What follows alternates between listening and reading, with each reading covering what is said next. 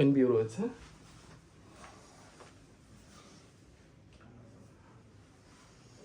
এখন আমরা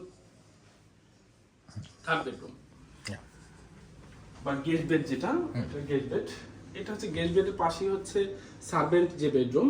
যেহেতু সার্ভেন্ট বেডরুমের সাথে জন্য অন্য কোনো বেডরুম নেই, এই স্পেসটাকে একটা স্লাইডিং হিসেবে আর কি, যেটা পোর্টেবল যে বেডরুমগুলো হয়, বেডশিটগুলো হয়, সেটা এখানে করা হয়েছে। তো এখানে স্টোর রুম হিসেবে ওনারা ইউজ করছে। এটা হচ্ছে living, family living, dining space. Dining স্পেসের মধ্যে ফ্যামিলি লিভিং আছে বর্তমানে, বাট ডাইনিং স্পেস, ফ্যামিলি লিভিংটাকে ডাইনিং স্পেস হিসেবে ইউজ করছে। এটা হচ্ছে মাস্টার বেডরুম।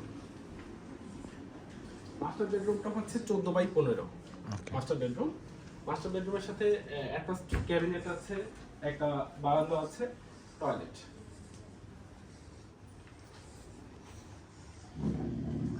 মাস্টার বেডরুমটা 3 দিকে ওপেন, জানালা বা 2 দিকে জানালা রয়েছে, এবং কি 3 সাইডে ওপেন বিল্ডিংটা, কারণ এই পাশে বিল্ডিং নেই, হাই রাইজ বিল্ডিং নেই, আর এখানে অন্য বিল্ডিং থেকে আউটসাইডে যে এরিয়া রয়েছে বেশ ফাঁকা আর কি।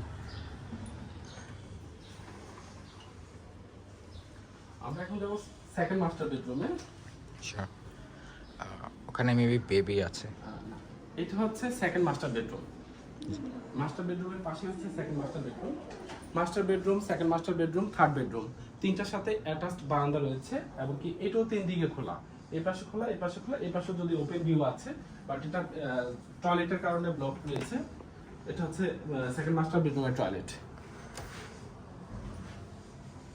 সেকেন্ড মাস্টার বেডরুমের মধ্যে ইন্টেরিয়র ডিজাইন করা আছে, টোটাল ফ্ল্যাটটার মধ্যে ইন্টেরিয়র ডিজাইন করা আছে, ক্যাবিনেট অ্যাটাচ করা আছে সেকেন্ড মাস্টার এবং কি মাস্টার বেডরুমে।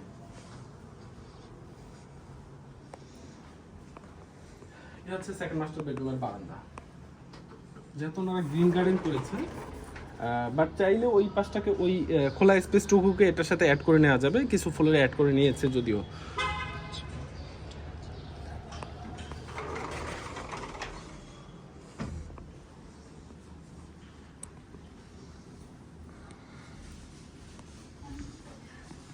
ড্রয়িং রুমের সাথে একটা বারান্দা রয়েছে, যেটা ড্রয়িং রুমটা ফ্রন্ট সাইডে।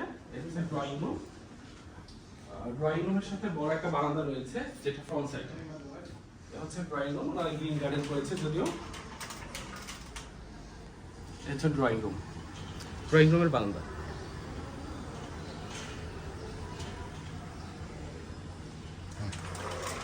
আর কি কিছু বাকি আছে আমাদের? জি, জি শিওর।